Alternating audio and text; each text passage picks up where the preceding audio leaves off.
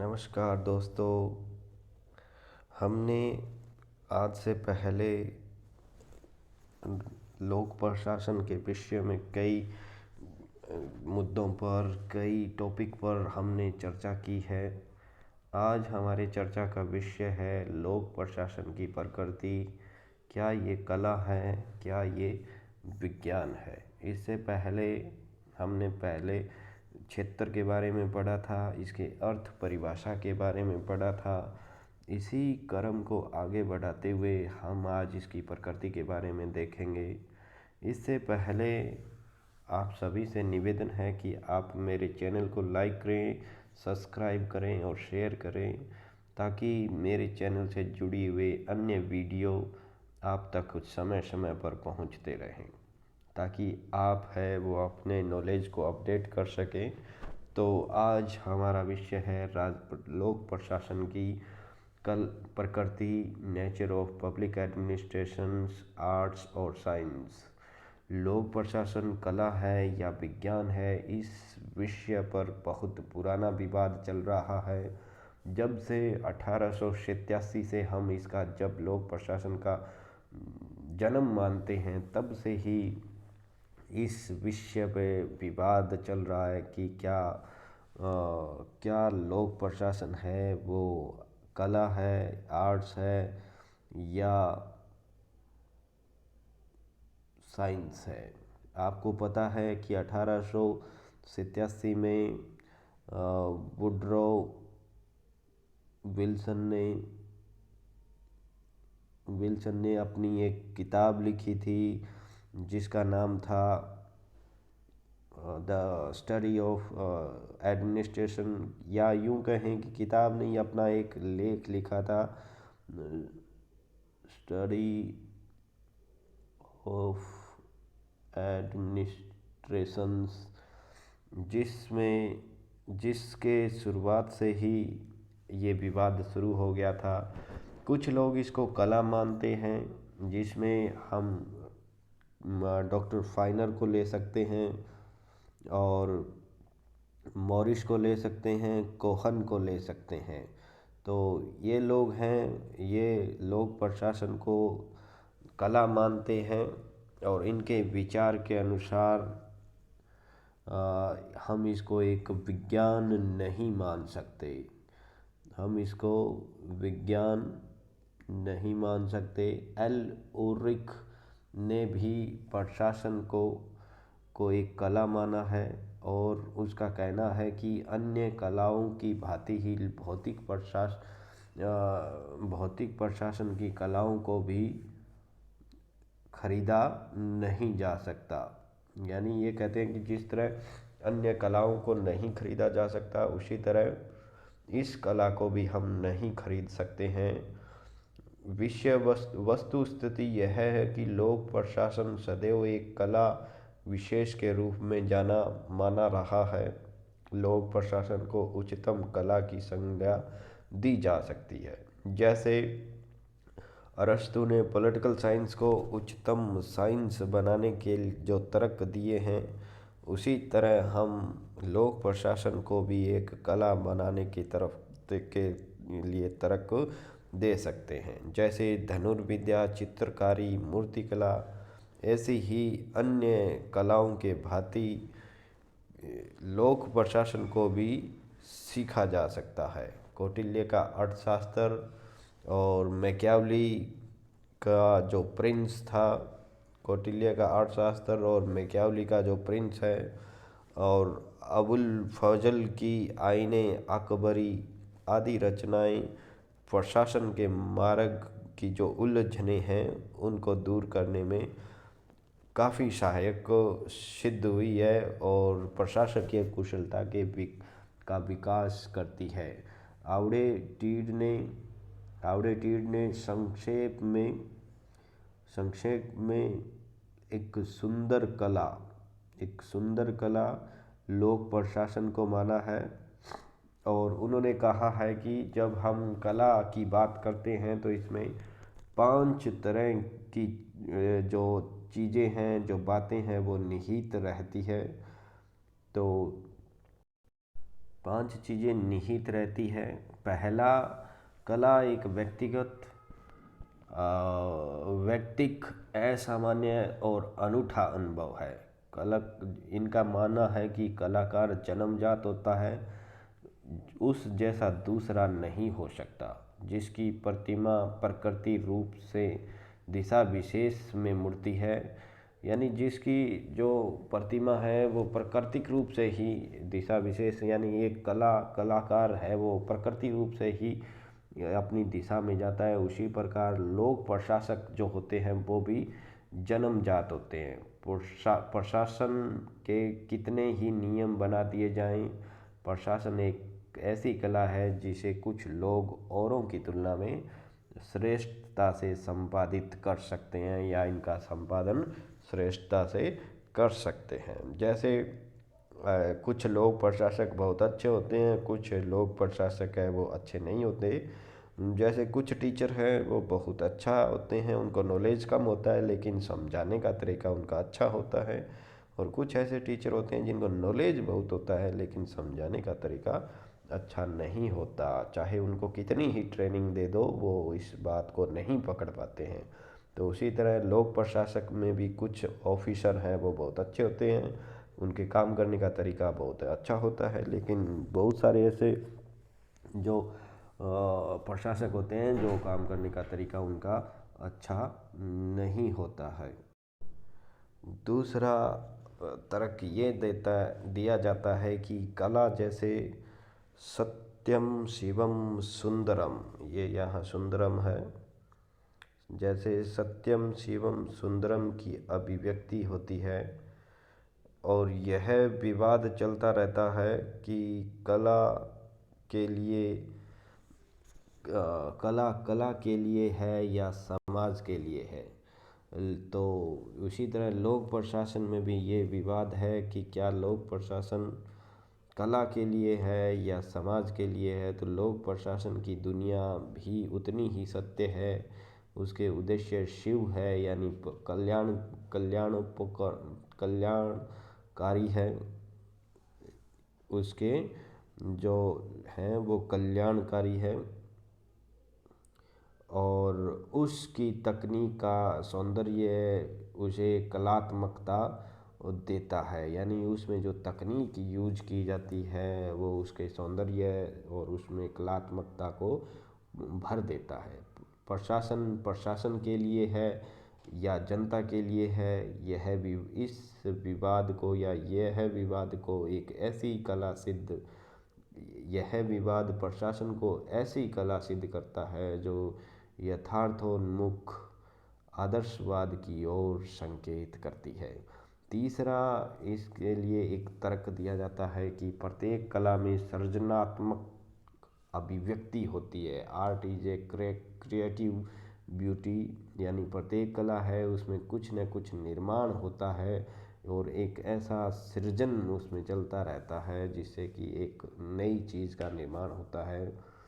सृजन है और सृजन द्वारा उदात्त प्रवृत्तियों का परितोषक ही इसको कहा जाता है। लोक प्रशासन चाहे कितना ही भौतिक एवं समाज की जड़ों से संबंधित हो, उसका मुख्य उद्देश्य नए समाज की रचना करना होता है। यानी जिस तरह एक कलाकार एक नई चीज़ का निर्माण करता है, उसी तरह एक प्रशासक है वो भी अपना योगदान है वो एक नए समाज के निर्माण में देने का हर समय प्रयास करता रहता है। प्रशासक का सुख एक कलाकार का सुख है, यानी जिस तरह एक कलाकार अपनी प्रतिभा को देखकर अपनी बनाई हुई कृति को देख के खुश होता है, उसी तरह एक प्रशासक को भी उतना ही संतोष मिलता है जितना एक कलाकार को उसकी कृति के लिए मिलता है, एक प्रशासक को समाज को देखकर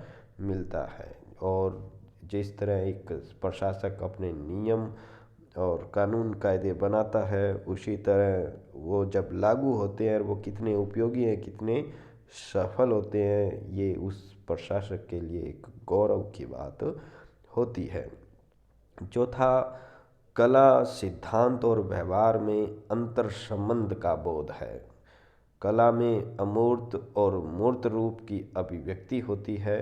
यानी लोक प्रशासन में भी अमूर्त सिद्धांत और व्यवहार की सामाजिक दुनिया के बीच पाई जाने वाली स्थिति का अध्ययन है। यानी जिस तरह एक कलाकार में अमूर्त से मूर्तता जुड़ी होती है और अंतर संबंध आप सिद्धांत और व्यवहार में रहते हैं, उसी तरह लोक प्रशासन में भी हम इसी तरह का एक गठबंधन या एक गठजोड़ है वो सामाजिक दुनिया और व्यवहार के बीच में पाते हैं, और उसी का अध्ययन लोक प्रशासन के तहत किया जाता है।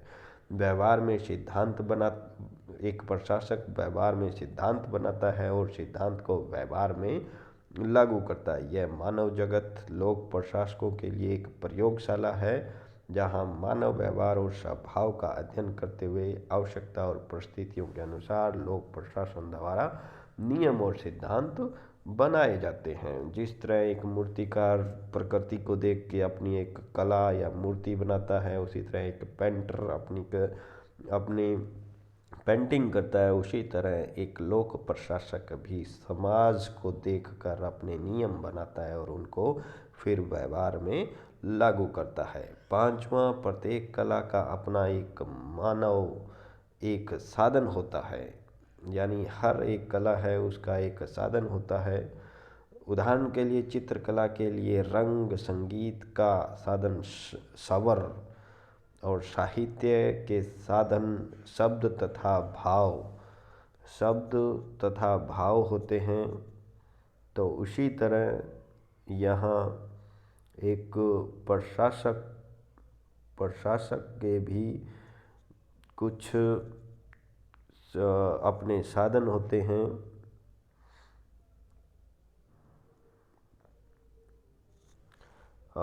उसके भी तीन प्रमुख साधन हैं। जैसे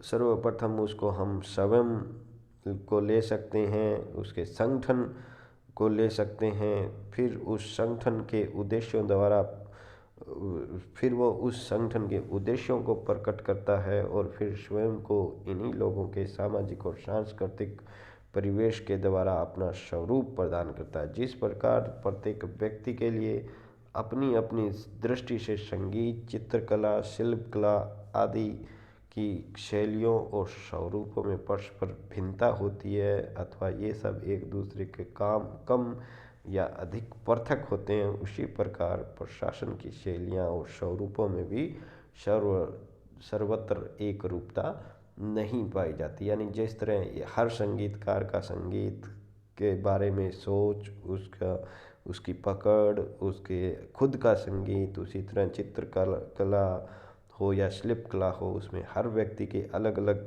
थियरीज होती है। उसी तरह एक प्रशासन में भी एक रूपता नहीं पाई जाती है। इस तरह प्रशासन को एक कला कहना न असंगति है और न ही अतिशयोक्ति है। यानी यह मानव जीवन का एक क्षेत्र है और उस कलात्मकता में किसी न किसी रूप में ये विद्यमान रहती है। आवड़े टीड ने फिर कहा है, यदि मिट्टी अथवा रंगों से बनी कला करती है और स्वरों के आपसी सगुफन और उतार चढ़ाव को संगीत कहते हैं, और यदि शब्दों और भावों के संचयन का नाम साहित्य है और ये सभी ललित कलाएं हैं, तो हमें उस श्रम को भी ललित कला की संज्ञा देने का पूर्ण अधिकार है, जो व्यवस्था संबंधी क्षेत्र को सार्थक ढंग से व्यक्तियों और अलग अलग समूहों के निकट लाता है। यानी जिस तरह संगीत है, जिस तरह मिट्टी से बनी हुई कला करती है, जिस तरह शब्दों से एक साहित्य बनता है, तो फिर हम लोक प्रशासन को भी ललित कला के अधीन रख सकते हैं, क्योंकि यह भी मानव और व्यक्तियों के अलग अलग समूहों के साथ अलग अलग तरह से कार्य करता है। लोक प्रशासन सामाजिक विज्ञान के रूप में लोक प्रशासन एक कला होते हुए भी एक विज्ञान है।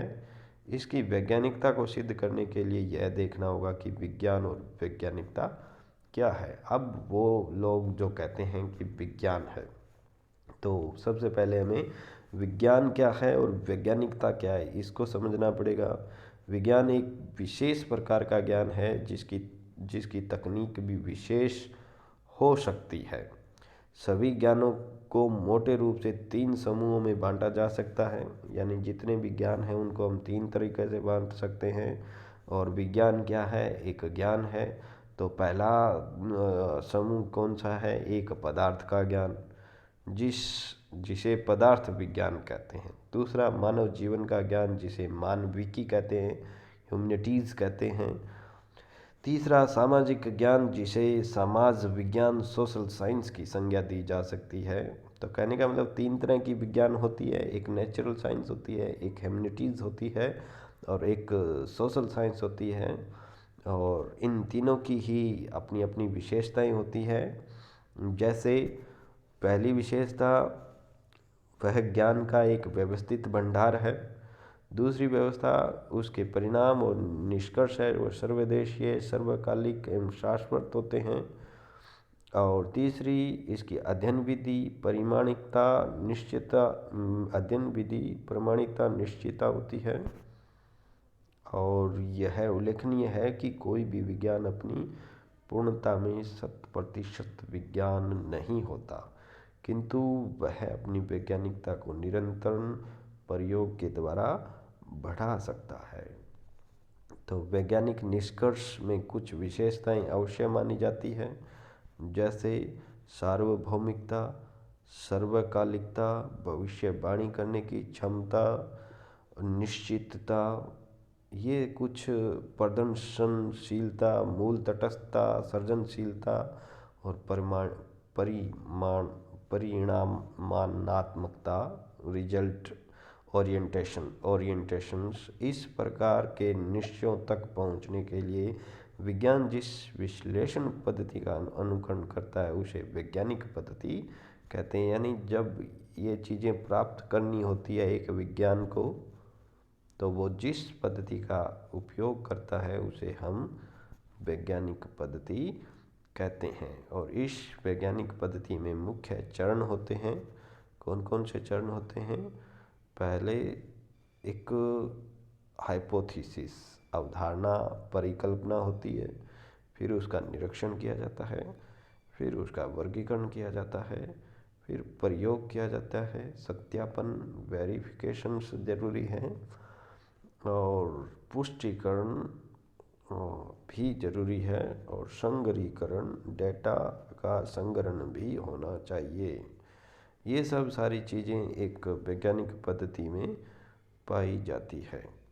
तो इसके साथ साथ एक तटस्थता पूर्ण की गई एक शोध इसको कह सकते हैं। भौतिक विज्ञानों में 100% वैज्ञानिक तथ्य प्राप्त किए जा सकते हैं, लेकिन सामाजिक विज्ञानों में ये संभव नहीं है। यानी ह्यूमैनिटीज़ और जो नेचुरल साइंस है उसमें हम 100% है वो साइंस वैज्ञानिक तथ्य फैक्ट प्राप्त कर सकते हैं, लेकिन जो सामाजिक विज्ञान है, सोशल साइंस है, उसमें ऐसा नहीं हो सकता।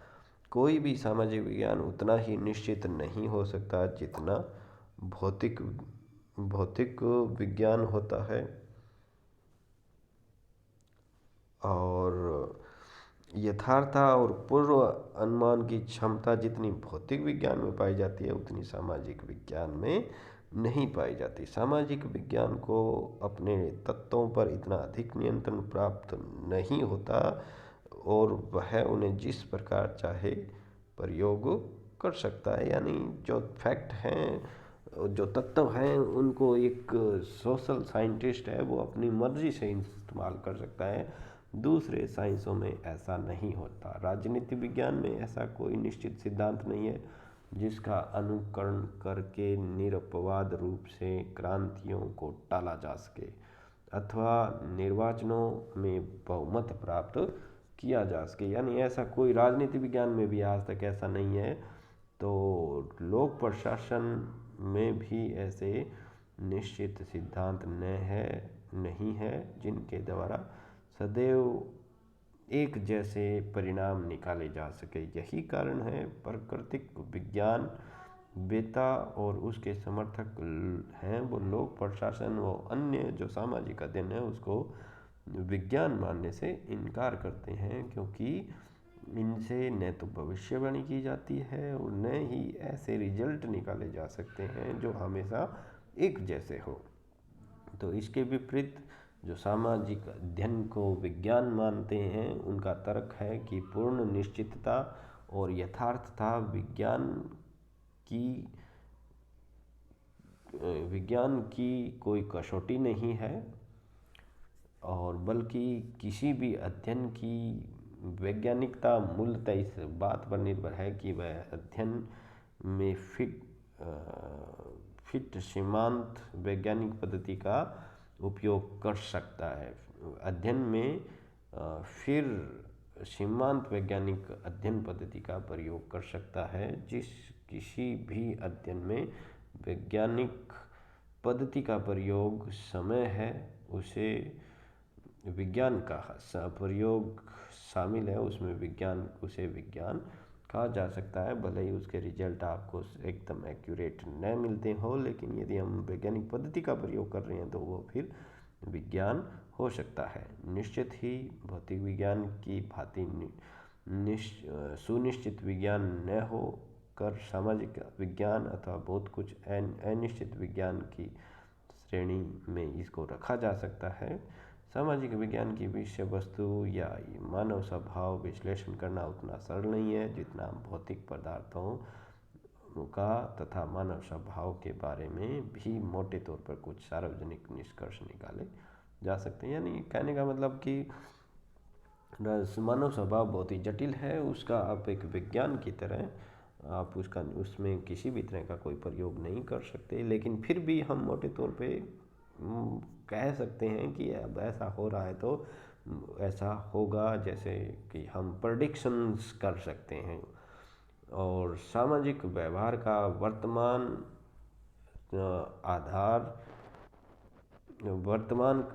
व्यवहार का वर्तमान समूह आधार समाप्त हो जाता है।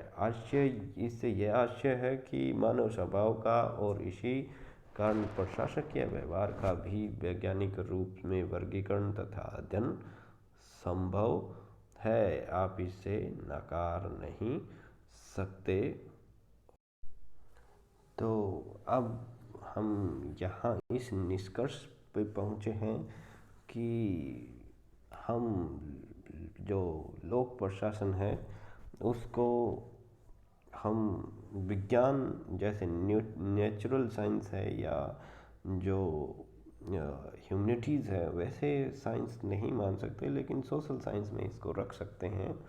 तो अब हम मेन टॉपिक पे आते हैं कि क्या ये विज्ञान है। तो विज्ञान मानने वालों में कुछ नाम है, या इसको हम 3 चरणों में बांट सकते हैं। जो कुछ लोग तो यह मानते हैं कि लोक प्रशासन ठीक ऐसा ही विज्ञान है जैसे प्राकृतिक विज्ञान है। तो इसमें सर्वश्री मर्सन प्रथम है, बर्नार्ड और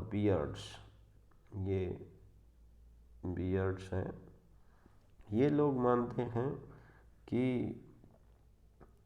ये भौतिक विज्ञानों की तरह विज्ञान है। दूसरे वो लोग हैं जिसमें वाल्डो और वालास आता है,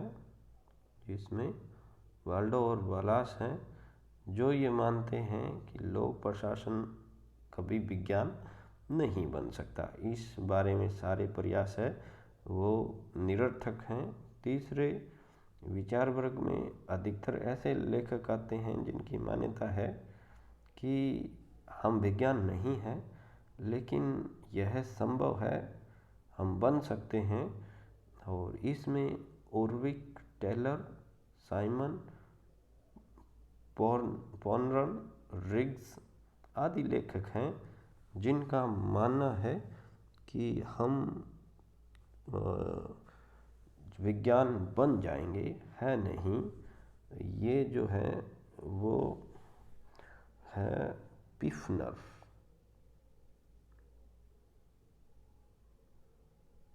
पिफनर हैं जो ये कहते हैं कि हम बन जाएंगे, है नहीं। तो पहला विचार वर्ग है वो ये मानता है कि विज्ञान है। जैसे ये कहते हैं कि विज्ञान एक सापेक्ष स्थिति है। जंतु विज्ञान, वनस्पति विज्ञान, रसायन विज्ञान कभी नहीं बन सकते, किंतु तुलना के आधार पर वनस्पति विज्ञान को नकारना न उचित है और न ही संभव है। लोक प्रशासन को भी ऐसी ही सापेक्ष स्थिति है। इसके अपने सिद्धांत है, सैद्धांतिक वैज्ञानिक प्रणाली है। विभिन्न क्षेत्रों में प्रयोग हो रहे हैं और एक निरीक्षणात्मक सामाजिक विज्ञान इसको मान सकते हैं। प्रसिद्ध विद्वान बेयर्ड के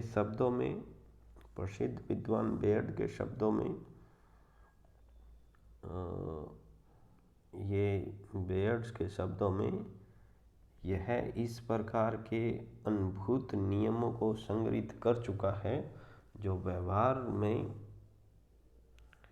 सही है। भविष्यवाणी की क्षमता उनमें वो रखते हैं। इस विचार वर्ग यानी वो कहते हैं कि हमने ऐसे कुछ सिद्धांत बना लिए हैं जिनके आधार पर हम भविष्यवाणी कर सकते हैं। और इस विचार वर्ग का ये तर्क है कि अभी अर्ध विकसित विज्ञान है। अर्ध विकसित विज्ञान लोक प्रशासन है, तेजी से ये बढ़ रहा है और चाहिए दोनों ही दृष्टि में लोक प्रशासन आशातीत प्रगति हुई है। यह वैज्ञानिक स्वरूप प्राप्त करता जा रहा है। लोक प्रशासन को विज्ञान न मानने वाले लेखकों ने के दूसरा जो विचार वर्ग है वो अधिकतर वही तर्क देता है जो अधिकतर कभी सामाजिक विज्ञानों के विरुद्ध दिए जाते रहते हैं। जैसे पॉलिटिकल साइंस, हिस्ट्री, ज्योग्राफी, इनके अगेंस्ट जो तर्क दिए जाते हैं वैसे ही इन्होंने तर्क दिए हैं और कहा है कि ये विज्ञान नहीं है। जैसे लोक प्रशासन का क्षेत्र इतनी विविधता लिए हुए है कि वैज्ञानिक पद्धतियाँ इसमें प्रयुक्त नहीं हो सकती। यदि लोक प्रशासन ने कुछ वैज्ञानिक सिद्धांत प्रतिपादित कर भी लिए हों तो न उन पर सहमति हो सकती और न ही वे प्रयोग में ही आ सकेंगे। यानी न तो यदि बना भी लिए आप लोगों ने कुछ सिद्धांत तो वो उन पे आपकी सहमति नहीं है और न ही आप उसको प्रयोग कर सकते हैं। चौथा, लोक प्रशासन अपने आप को मूल्यों से कभी स्वतंत्र नहीं कर सकेगा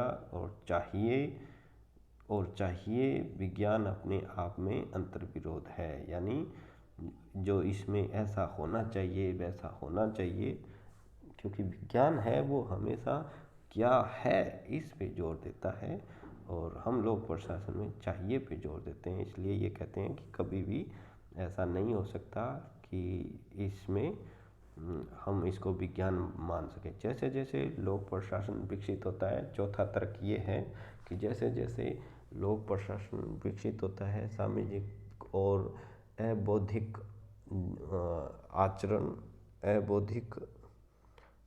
आचरण उसे वैज्ञानिकता की दुनिया से उतनी ही दूर ले जाएगा।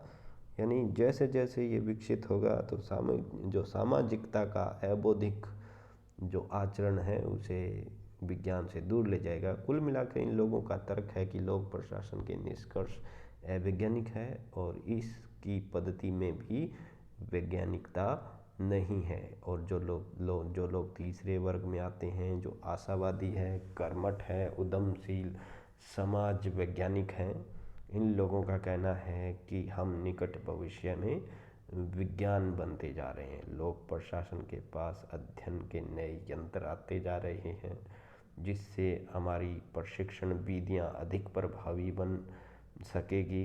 लोक प्रशासन में पिछले वर्षों में जो शोध कार्य हुए हैं उसने इस अध्ययन में अनेक यंत्र इसके अध्ययन के लिए अनेक यंत्र प्रदान किए हैं। इनका दूसरा जो आर्ग्यूमेंट है, जो कहते हैं कि हम बन जाएंगे, वो कहते हैं कि यदि आज के लोक प्रशासन के साहित्य की तुलना उन शोध निष्कर्षों से करें जो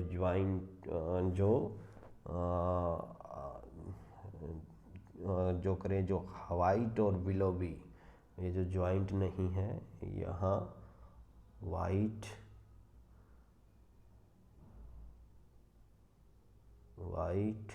और विलोबी, ये इनकी जो वाइट और विलोबी है, उन्होंने जो पुराने अपने जो सिद्धांत दिए थे, पुस्तकें लिखी थी, साहित्य दी थी, तो हम उसको और आज को देखें तो हम ये कहते हैं कि हम बहुत ज़्यादा इससे आगे बढ़ चुके हैं। जैसे वर्तमान समय के हर्बर्ट